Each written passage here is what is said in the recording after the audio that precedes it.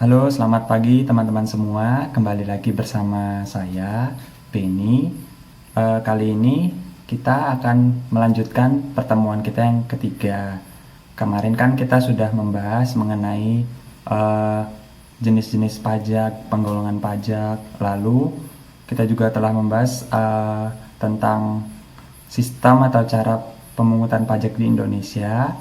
Kemudian kita juga sudah mempelajari tentang alur administrasi perpajakan di Indonesia, dan juga kita sudah mempelajari terkait dengan tarif pajak di Indonesia. Nah, harapan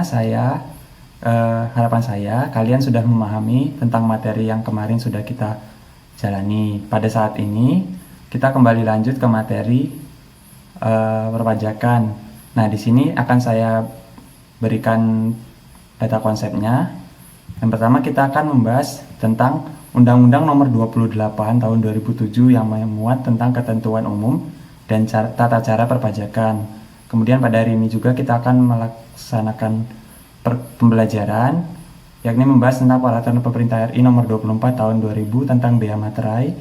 Kemudian Undang-Undang Nomor 42 Tahun 2009 tentang pajak pertambahan nilai barang dan jasa, serta pajak penjualan atas barang mewah.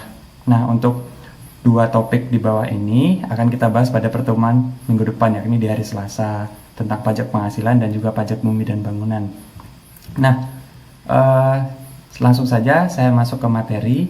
Di sini kita mengenal dulu apa itu subjek pajak dan objek pajak. Nah, subjek pajak itu merupakan pelaku atau orang yang dikenai pajak.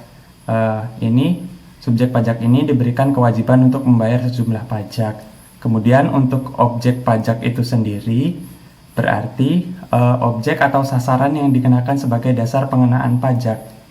Nah, jadi sudah melihat perbedaannya antara subjek dan objek itu. Kalau subjek itu lebih ke pelakunya, kalau objek adalah sasaran dari pajak itu sendiri. Kemudian yang pertama kita akan membahas tentang Undang-Undang Nomor 28 Tahun 2007 yang mengatur tentang ketentuan umum dan tata cara perpajakan. Nah, dalam undang-undang ini memuat dua bab, yakni bab pertama mengenai pengertian dasar yang berkaitan dengan pajak beserta perhitungan pajak.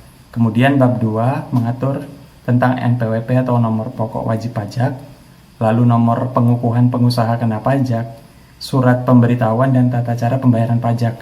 Nah, untuk detail-detail dari bab ini silakan mempelajarinya di materi yang sudah saya upload bersama dengan YouTube ini. Nah, kemudian, setelah kita mempelajari tentang undang-undang tadi, kita akan masuk ke Bea Materai. Nah, untuk Bea Materai sendiri, objeknya ditentukan sebagai berikut. Yang pertama adalah untuk mengatur tentang perjanjian, akta notaris, akta PPAT, surat lamaran itu sebesar 6.000. Yang kemudian dokumen yang bernilai 250.000 sampai 1 juta itu sebesar 3.000, dan juga lebih dari 1 juta itu sebesar 6.000 dikenakan materainya. Kemudian untuk cek dan biliet giro sebesar 3.000. Namun terdapat pembaruan peraturan di mana mulai tanggal 1 Januari 2021 melalui Undang-Undang Nomor 10 Tahun 2020 itu pemerintah menerapkan satu tarif dari materai ini, yaitu sebesar 10.000 untuk semua jenis dokumen yang memuat jumlah uang di atas 5 juta. Nah, kebijakan ini dalam rangka untuk mendukung pemihakan pemerintah terkait usaha mikro, kecil, dan menengah agar dapat melancarkan kegiatan usaha mereka. Kemudian, setelah kita mengetahui bea materai, kita mempelajari tentang pajak pertambahan nilai atau PPN barang dan jasa, dan juga pajak penjualan atas barang mewah atau PPNBM. Nah, untuk objek dari PPN ini sendiri itu termasuk yang pertama adalah penyerahan barang kena pajak di daerah pabean yang dilakukan oleh pengusaha. Nah, kita sendiri pernah bertemu atau membayar secara nggak langsung pajak pertambahan nilai. Misalnya kalau kalian itu berkunjung ke restoran dan kalian dikenakan sebesar 10% atas pembelian makanan yang kalian sudah konsumsi. Kemudian impor barang dari luar ke dalam negeri itu juga dikenakan PPN. Kemudian penyerahan jasa kena pajak oleh pengusaha, misalnya jasa-jasa dari asuransi, jasa perbankan, dan sebagainya.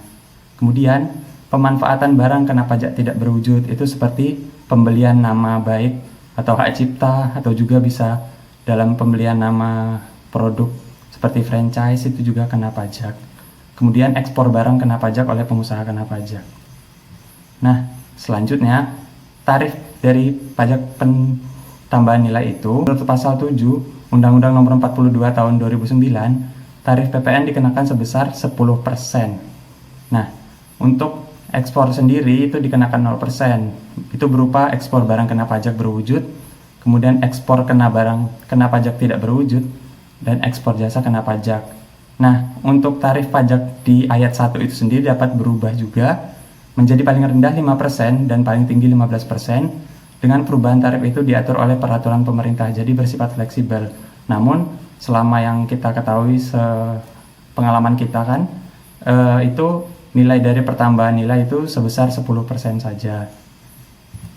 Kemudian, pajak penjualan atas barang mewah. Nah, objek yang dikenakan atas PPNBM ini adalah penyerahan barang kena pajak yang tergolong mewah oleh pengusaha. Kemudian, impor barang kena pajak yang tergolong mewah itu juga dikenakan tarif PPNBM. Kemudian, tarif PPNBM menurut pasal 8 itu diberlakukan serendah-rendahnya 10% dan setinggi-tingginya 200%. Kemudian untuk ekspor barang kena pajak tergolong mewah dikenai pajak sebesar 0%. Nah, klasifikasi dari tarif PPNBM ini termasuk dalam kategori, misalnya tarif 10% untuk kendaraan bermotor, kategori tertentu, alat rumah tangga, hunian mewah, alat pendingin, televisi, minuman beralkohol, dan lainnya. Kemudian untuk tarif yang 20% itu untuk kendaraan bermotor kategori tertentu, lalu peralatan olahraga impor, dan juga alat yang lainnya. Terus tarif 25% itu seperti kendaraan bermotor berat dan berbahan bakar solar, misalnya minibus, pick up, dan sebagainya. Kemudian untuk tarif 35% itu untuk minuman bebas alkohol, batu kristal, barang berbahan kulit impor, barang pecah belah, dan sebagainya. Nah, setelah kita mempelajari tentang objek dan juga tarif dari bea materai, lalu pajak pertambahan nilai, dan juga pajak penjualan atas barang mewah, kita masuk ke contoh perhitungan dari PPN sendiri. Di sini saya memberi contoh sebuah kasus, Tuan Dito itu membelikan kemeja di suatu tempat jual pakaian bernama H&M seharga 450.000. Nah, berapakah uang yang harus dibayar oleh Tuan Dito untuk memperoleh kemeja jika pihak H&M memberlakukan PPN sebesar 10% untuk pakaian tersebut? Nah, rumus dari mencari pajak pertambahan nilai ini adalah harga barang dikali 10%. Nah, jadi harga barang tadi sebesar 450.000 dikali 10%, maka akan ketemu hasilnya 45.000. Kemudian harga yang harus dibayar oleh Tuan Dito berarti harga barang tersebut ditambah dengan pajak 10%, sehingga 450.000 ditambah 45.000 menjadi 495.000. Kemudian, untuk contoh perhitungan pajak penjualan atas barang mewah. Di sini disediakan kasus bahwa Pak Rizal merupakan sebuah pengusaha emas terkenal. Suatu saat beliau membeli sebuah mobil sport mewah seharga 500 juta. Mobil tersebut terkena tarif PPNBM sebesar 20%. Nah, lalu berapa jumlah PPNBM dan juga PPN yang harus dibayar oleh Bapak Rizal untuk memperoleh mobil sport tersebut? Nah, dijawabnya adalah harga mobil sebesar 500 juta. Lalu kemudian harga mobil dikali dengan 10% untuk mencari PPN-nya. Kemudian ketemu 50 juta. Lalu untuk mencari PPNBM-nya adalah 20% dikali dengan harga mobil 500 juta dikali 20% ketemu 100 juta. Maka jumlah yang harus dibayar oleh Pak Rizal adalah sebesar 650 juta rupiah. Begitu saja teman-teman. Sekian penjelasan dari saya. Nanti kita lanjutkan lagi pada kelas KBM di Kamis pagi. Sekian dan terima kasih.